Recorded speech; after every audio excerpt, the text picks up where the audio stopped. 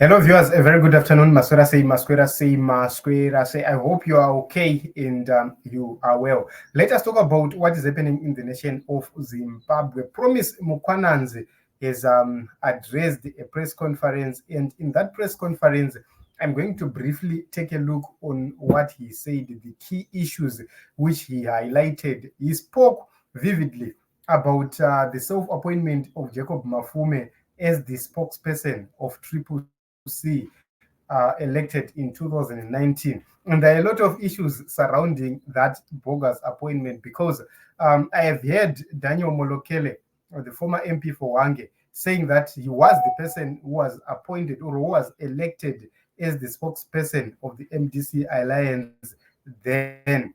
And he was no longer holding that position because MDC Alliance was no longer existing. That is a very important point to note, which means Jacob Mafume cannot be part of the 2019 structures as a spokesperson because he wasn't the spokesperson.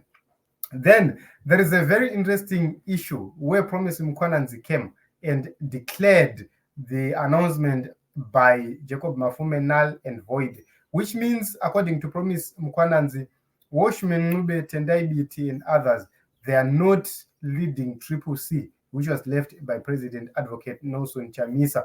Something very interesting to note, but Iwaga as now zvakanaka. He also announced that Jameson Timber is the leader of the Triple C, which was left by President Nelson Chamisa, and is the person who is recognized as the sole leader. Also, Promise Mkwananzi is recognized in Parliament, or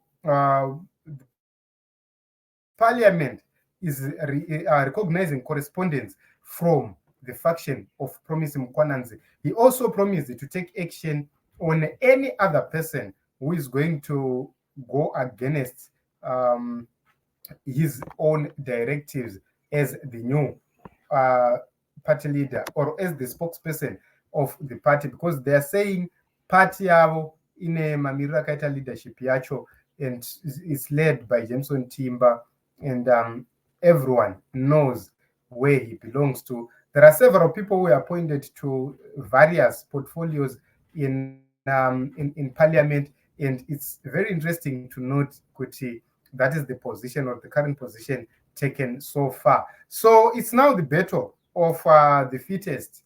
It's Promise Mkwananzi versus Tendai Biti. But one key interesting issue is that when Jacob Mafume held this press conference, he was on his own. But right now, Promise Mkwananzi is flanked by some people. There are some people who are working with Promise Mkwananzi, but if you go on to the other hand of Jacob Mafume, he was just a lone ranger.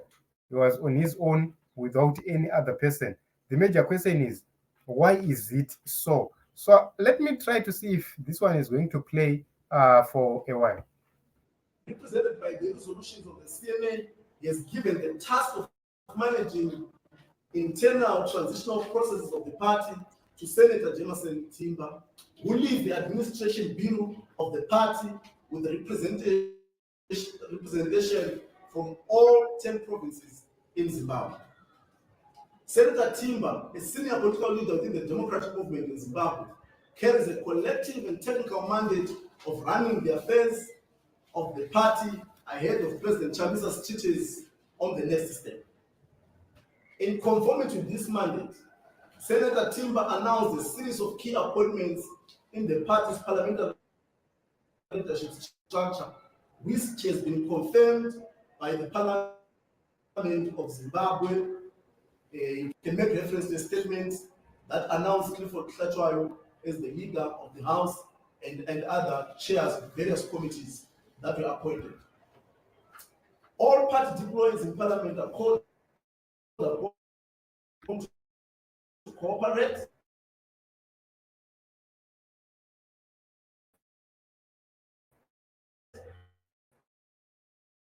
and work with the stated leadership in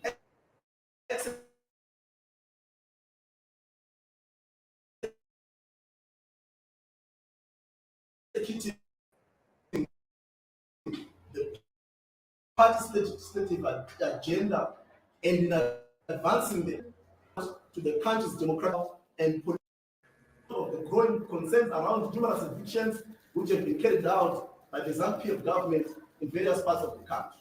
We are concerned with the obvious affront to human rights and livelihoods of many Zimbabwean citizens affected by what appears. So, most interestingly, Promise Mkwananzi also addressed the issues of evictions which are happening across Zimbabwe. And it's interesting to Zimbabwe. The major question is, will Tendai Biti and these people, like the likes of Ncube, will they be able to stand with their own faction of CCC? Is it going to survive? Are they going to have an upper hand in parliament? Who is going to submit to who? To consequences.